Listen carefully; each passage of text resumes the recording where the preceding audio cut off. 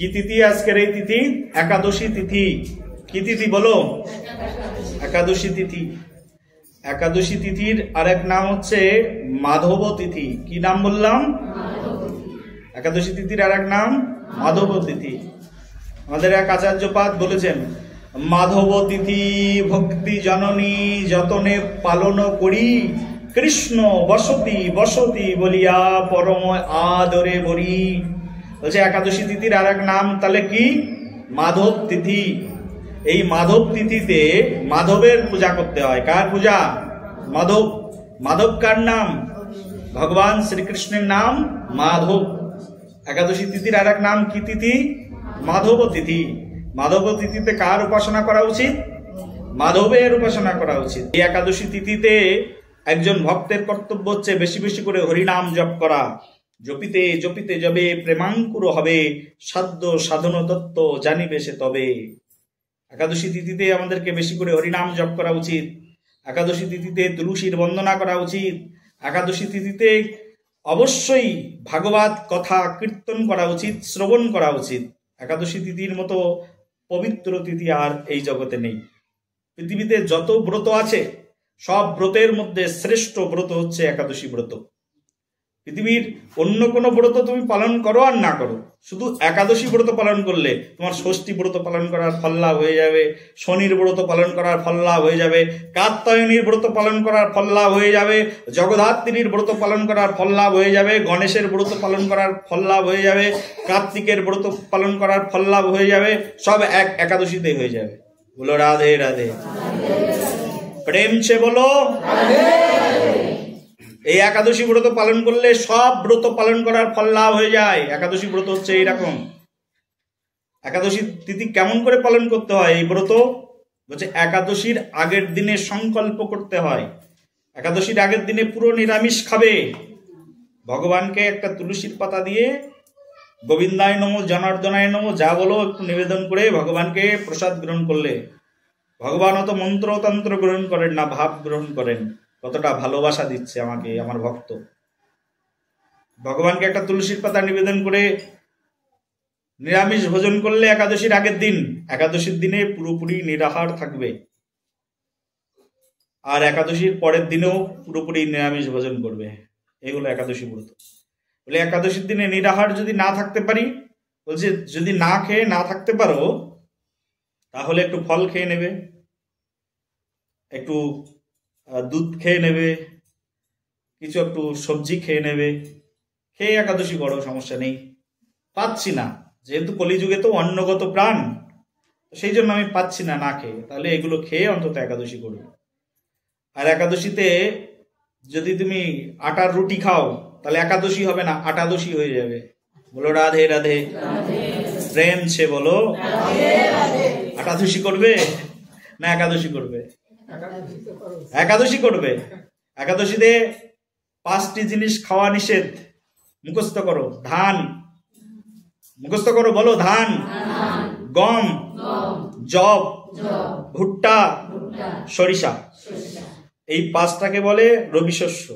কি কি বললাম? ধান, গম, জব, ভুট্টা, সরিষা। সরিষার তেল খাবে না, ঠিক আছে? একাদশী তিথিতে কোনো রকমের ডাল খাবে না, ডাল জাতীয় কিছু খাবে না। ধান থেকে যা হয় চিড়ে মুড়ি খাবে না একাদশী তিথিতে, ভাত তো খাবেই না। গম থেকে যা হয়, জব থেকে যা হয়, আটা ময়দা, এগুলো একাদশী তিথিতে যদি ক্ষুধার্ত হয়ে যাও তাহলে ফলমূল গ্রহণ করতে পারো। আলু রান্না করো, আলুর পায়েস বানাও, পেঁপের পায়েস বানাও, পেঁপের সবজি রান্না করো, কলার সবজি রান্না করো, এসব রান্না করে একাদশীতে খেতে পারো।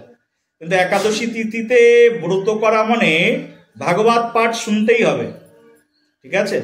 ভাগবত পাঠ শুনতে হবে। যদি শ্রবণের জায়গা না থাকে তাহলে নিজে অধ্যয়ন করতে হবে। ভাগবত কীর্তন করতে হবে, সম্মিলিত হবে। 5-10 জন বাড়িতে ডাকো, ডেকে কীর্তন করো একাদশী তিথিতে। একাদশী তিথিতে কীর্তন করার অনেক মহিমা। একাদশী তিথির আরেকটি নাম আছে, সেটা হচ্ছে হরিবাসর তিথি। এই তিথিতে হরির সঙ্গে ভক্তের বাসর হয়, তাই নাম হচ্ছে হরিবাসর। কি নাম? হরিবাসর। হরির সঙ্গে ভগবানের বাসর হয়, মিলন হয়, তাই তিথির নাম হচ্ছে হরিবাসর। এই তিথিতে তো দলবল ডেকে নিয়ে এসে ঘরের মধ্যে কীর্তন করা উচিত, তুলসীর সেবা করা উচিত, একাদশীর তিথির দিনে গোমাতার সেবা করা উচিত। এই একাদশী ব্রত পালন করার পরে পরের দিন নেক্সট ডে দ্বাদশী তিথি, এই দ্বাদশী তিথিতে পালন করে নিতে হয় আমাদেরকে। একটা টাইম থাকে, সেই টাইমের মধ্যে পালন করতে হয়। পালন মানে কি? তা পালন মানে হচ্ছে যে কিছু অন্ন, এই অন্ন, চিড়া, মুড়ি কোনো কিছু ভগবানকে নিবেদন করে প্রসাদ পাওয়া টাইমের মধ্যে, এটাকে বলে পারণ। একাদশী তিথির পারণের দিনে বৈষ্ণব সেবা দেওয়া উচিত। 2 জন 3 জন 5 জন যার যেমন ক্যাপাসিটি আছে 2-5 জন বৈষ্ণবকে নিমন্ত্রণ করে বাড়িতে ডেকে বৈষ্ণব সেবা দিতে হয়। যদি কোনো বৈষ্ণব তোমার হাতে রান্না খেতে না চায়, কোনো প্রবলেম নেই, জোগাড় করে দিলে, এই বৈষ্ণব ঠাকুর কৃপা করে এসে আমার গৃহে আমি দিচ্ছি, আপনি রান্না করে প্রসাদ গ্রহণ করুন আর আমাকে একটু কৃপা করে আপনার প্রসাদ দেবেন। এই একাদশী তিথির পরের দিন যেদিন তুমি ব্রত ভাঙছো সেদিনে বৈষ্ণব সেবা দেওয়া উচিত। আচ্ছা, বৈষ্ণব পেলাম না, তাহলে কি করব? বলে বৈষ্ণব পেলে না, সেদিন গাভীকে ডেকে নিয়ে এসে যা রান্না করবে তার 1 ভাগ ভগবানকে ভোগ লাগানোর পরে গাভী মাতাকে দিয়ে দেবে, গাভী মাতা প্রসাদ পাবে, গো সেবা হয়ে যাবে তোমার, তারপরে তুমি এবার প্রসাদ পাও, কোনো সমস্যা নেই। বৈষ্ণব পাইনি তো বৈষ্ণবের সর্বশ্রেষ্ঠ বৈষ্ণব তো তোমার গৃহে আছে, গোমাতা, গোমাতাকে প্রসাদ ভোজন করাও, অতিথি, পরম অতিথি। এবার তুমি একাদশী ব্রত পালন করো। এইভাবে একাদশীর ব্রত পালন করতে হয়। তো এই একাদশী ব্রত পালন, একাদশী ব্রত করা মানে কি?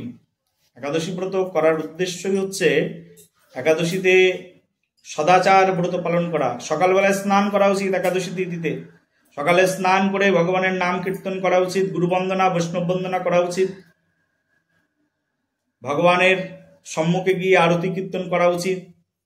একাদশী তিথির দিনে চেষ্টা করবে যতটুকু বাইরের আড়ম্বর কাজকর্ম কমানো যায় আর যতটুকু বেশি ভক্ত সঙ্গ করা যায়, ভগবানের নাম কীর্তন করা যায়।